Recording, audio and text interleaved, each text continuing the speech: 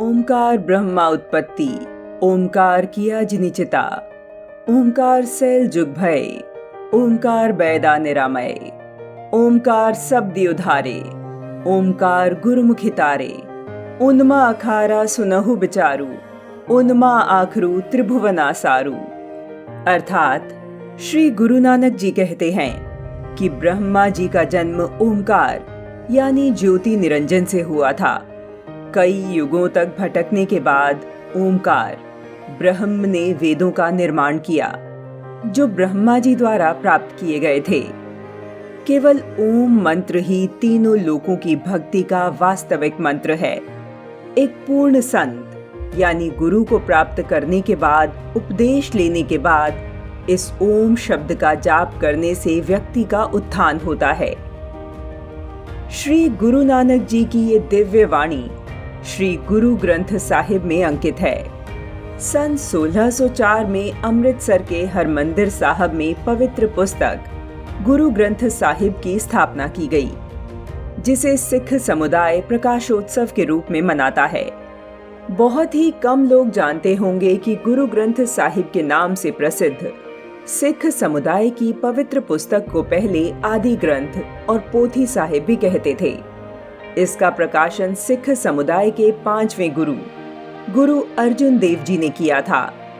इस पवित्र पुस्तक में आत्मा परमात्मा का पूजा ज्ञान और गुरु का प्रकाश सम्मिलित है।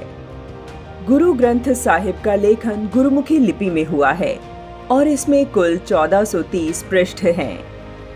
गुरु ग्रंथ साहिब में सिखों के प्रथम 5 गुरुओं के अतिरिक्त उनके 9वें गुरु और 12वीं सदी से लेकर 17वीं सदी तक भारत के हर कोने में रची गई 15 संत बानी सम्मिलित हैं। इसीलिए गुरु ग्रंथ साहिब को संत भाषा भी कहते हैं।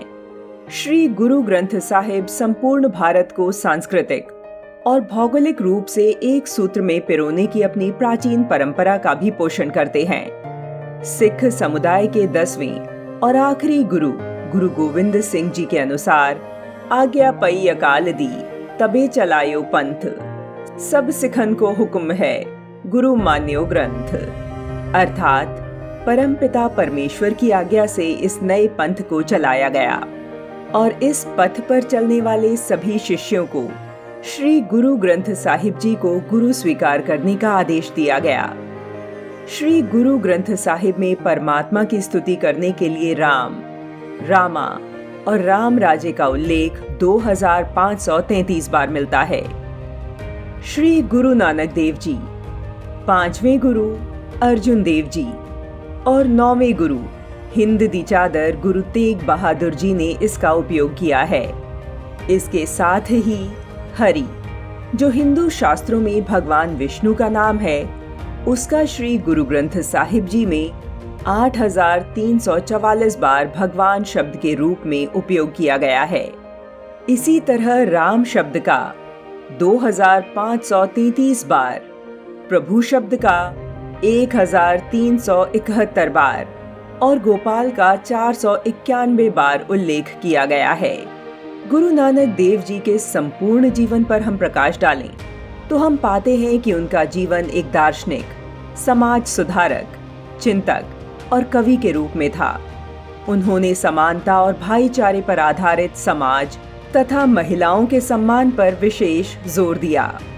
गुरु नानक देव जी ने विश्व को नाम जपो, किरत करो, वंड छड्डो का संदेश दिया, जिसका अर्थ है ईश्वर के नाम का जप करो, ईमानदारी मेहनत के साथ अपनी जिम्मेदारी निभाओ और जो कुछ भी कमाते हो उसे जरूरतमंदों के साथ बांटो।